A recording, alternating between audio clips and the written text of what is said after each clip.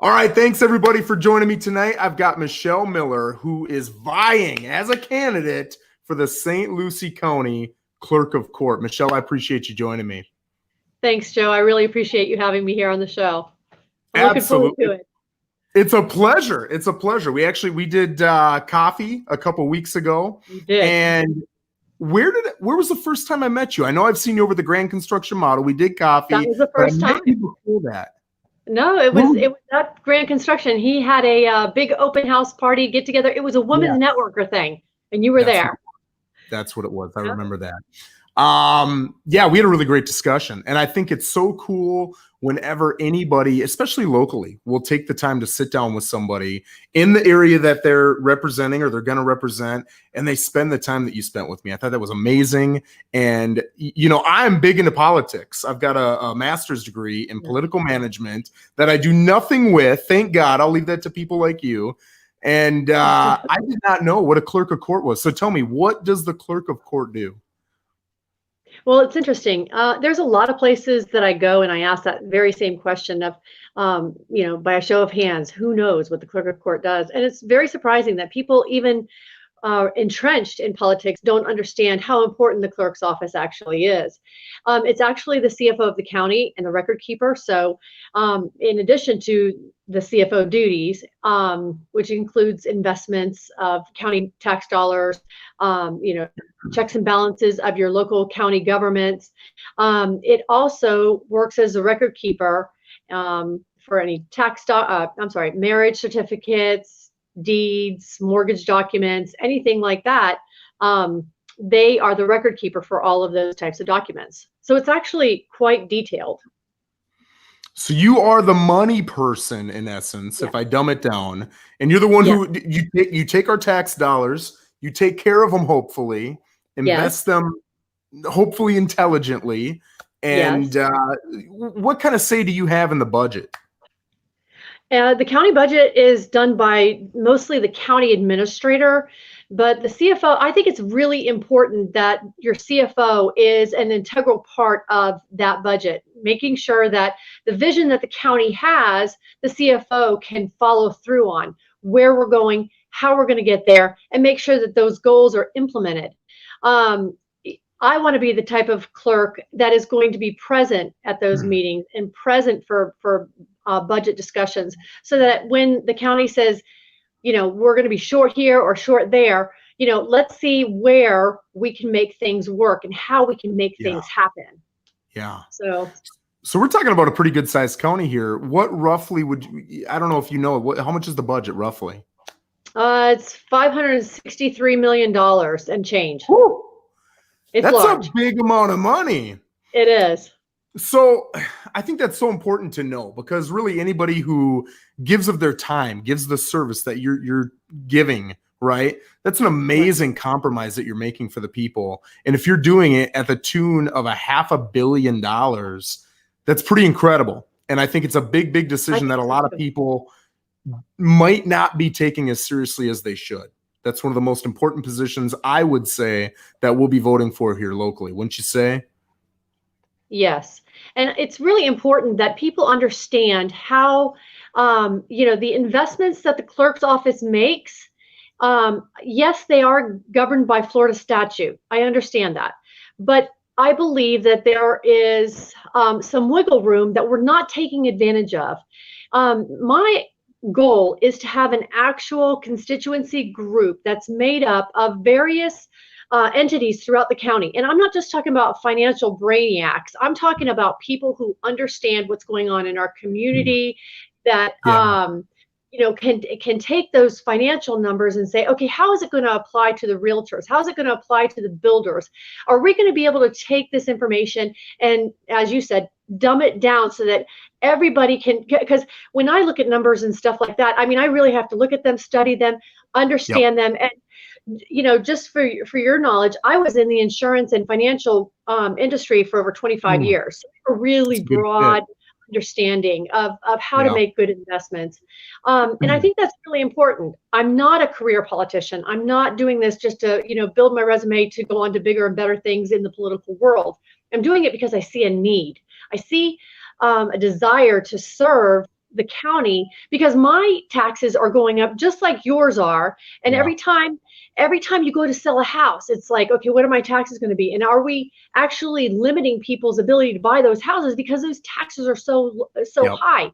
If we can start to curb some of those dollars that are being wasted in the current clerk's office, then that's money that goes back to the county and will help lower the tax burden on every single one of us. Yeah. So you'd mentioned some of the investment options that you were looking at or considering. What kind of differences would you make when it comes to the investments of those dollars? And let me ask another question, just so you can answer both these at the same time. When you're talking about roughly $500 million, is all of that invested in something that you have impact over, or how does that work? No, there's a different, smaller portion that's actually invested, and that's the portion of money that I think needs to be looked at by a group that is going to have St. Lucie County's best interest in mind, and make those kind of decisions that are going to say, okay, we can move forward using X, Y, and Z. So that's what I want to do. I want to have something that a group that meets every month, or at least maybe more frequently if necessary, and we define where our dollars are, how it's trending, and where we want to go. Yeah. So you had mentioned when we were doing coffee, if I remember this correctly, that there were some systems in place right now that were pretty inefficient, in your opinion, and with some changes, there could be some, not only more efficiency, but we could save some dollars on those. Can you talk a little bit about that? Sure. So right now I work in the law enforcement community in detention investigation. So I have had 4 years of kind of looking on the outside in, saying, why are we doing things like this? There are so many technologies out there right now that we should be taking advantage of, and we're not.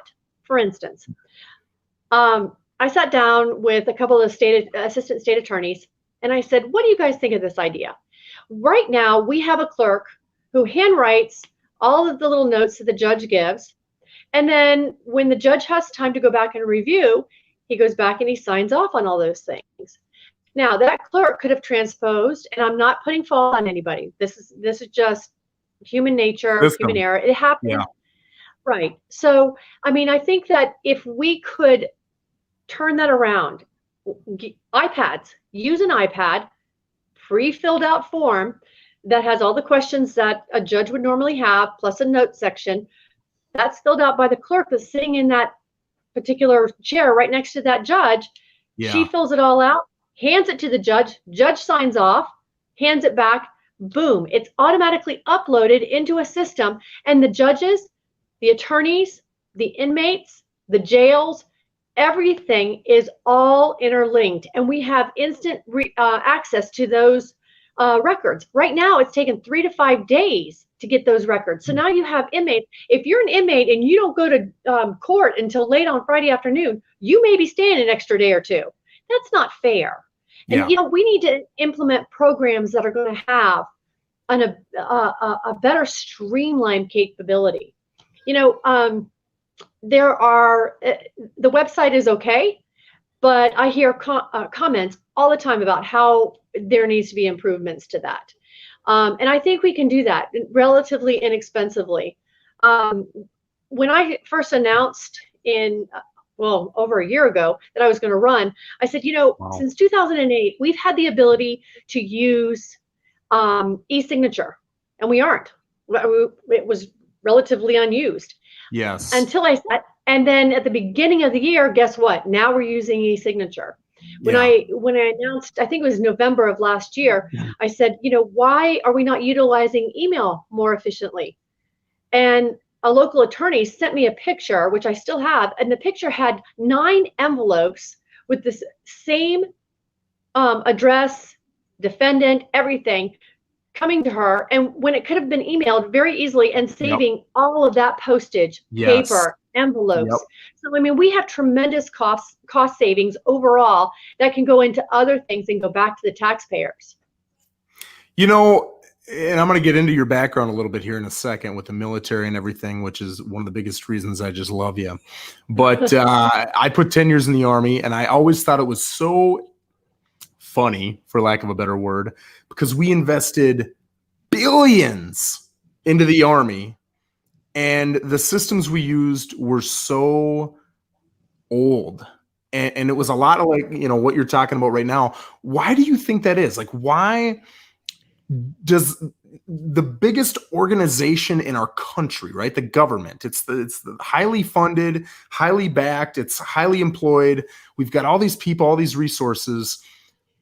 Is it the lack of competition, or what is it that makes them stay with 20 years ago in every single department I see? Well, I think in the clerk's office, there is a limitation placed by the Florida statutes that technology, it's in a special category. So you can't just use any funds for technology improvements and so on and so forth. Yeah, and so you're limited on that. And I think that when you start looking at the overall budget and where it's going to go, you start to look at other things such as personnel costs, maybe recruitment, retention, and those kind of things as being more important than technology. I'd like to look at both of those things and look at it with fresh eyes and fresh ideas, and come in with just a brand new outlook on the whole entire office, so that I can, bring some of those ideas to the forefront. Yeah. So I want to talk about something near and dear to my heart, which is the military. I don't think that the military defines anybody. I've seen lazy soldiers and I've seen phenomenal soldiers. But knowing you, I can see that it has had a big impact on who you are, your discipline, your follow through, your integrity. Tell me a little bit about your career and how that has impacted you and who you are today. Sure. Well, I was raised by a Marine. So when I went in the military, enough right there. When I went in the military and I chose the Army, he was not at all happy. He was like, well, what's wrong with the Marines? You should be a Marine. Yeah. So he was extremely proud. And as a mother who has a daughter in the Air Force, and she's an Air Force captain. Thank you. And yeah, she's amazing. As a matter of fact, there is a video that will be on my page that I want everybody to see. She does combat search and rescue. Wow. And so she flies HC-130s.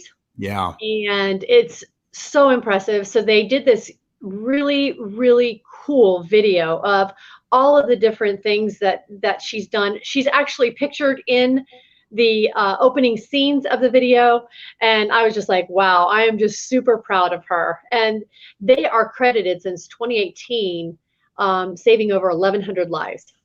Wow. That's amazing. Really impressive. Yeah. So I'm super proud of her. Me, I was an air traffic controller, so I didn't see combat lines or anything like that. But as an air traffic controller, I stayed stateside, and then followed my husband to Northern California for his transfer into the Air Force, because he was Army with me as well. Yeah. And we lived out there in California for a while. So, and then came back home. Where were you guys at in California?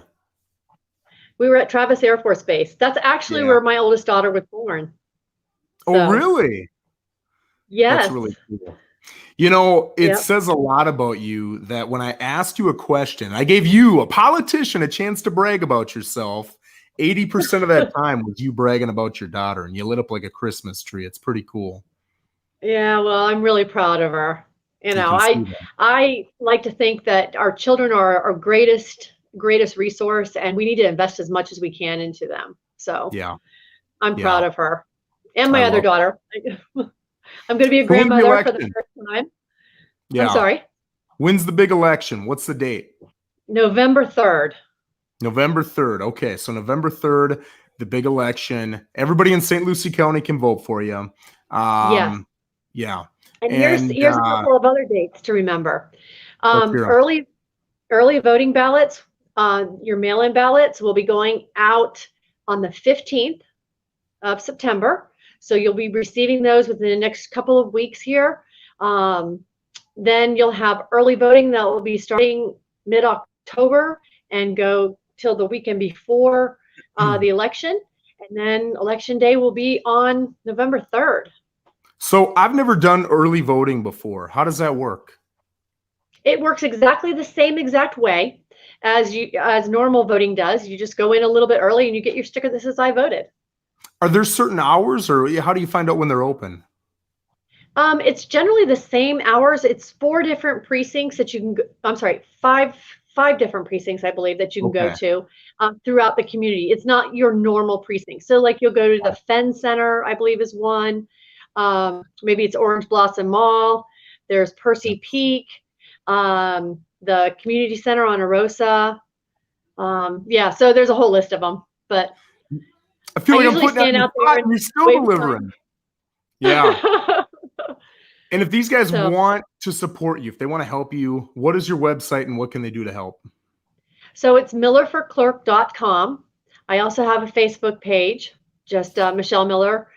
And I'm sure that, you know, my Facebook has a link on it. I'm sorry, my website has a link to my Facebook page. There we go. And, you know, they can go right on there. I would love to have additional help with sign waving and poll working. And you know, just getting out there. We've been talking to a lot of people. The response has been overwhelming. I cannot believe people that are registered Democrats, that are staunch Democrats, are like, we're behind you. We need a change. We're tired of the same old guard. We need a change. So I have been extremely blessed to have this kind of outreach and support. And I'm over the top with everything that I've seen so far. It's been fantastic. From my point of view, it is fun to watch you go after this. You can tell you've got passion, you've got a vision, you're excited, and you're executing. It's not lip service, you're executing. So as a constituent, I appreciate all your efforts, and I'm rooting for you, man. I hope you win. Thank you. Thank you so much. I think we're going to do really well. Yeah. Well, guys, we've got the website there, millerforclerk.com. You can go there. You can donate. If you want to help in any way, if it's monetarily, there's a donate button. If it's anything else, you can always contact her, and she's got loads of ways that you can help her. And trust me, I've worked on several campaigns. There is way more work than help. So feel free to reach out, and it would definitely be a huge appreciation. Again, Michelle, I appreciate this so much. Thank you so much, and I wish you the absolute best. Thank you. I really appreciate this. Take care, Joe. Yeah, take care. Thank you. Thanks.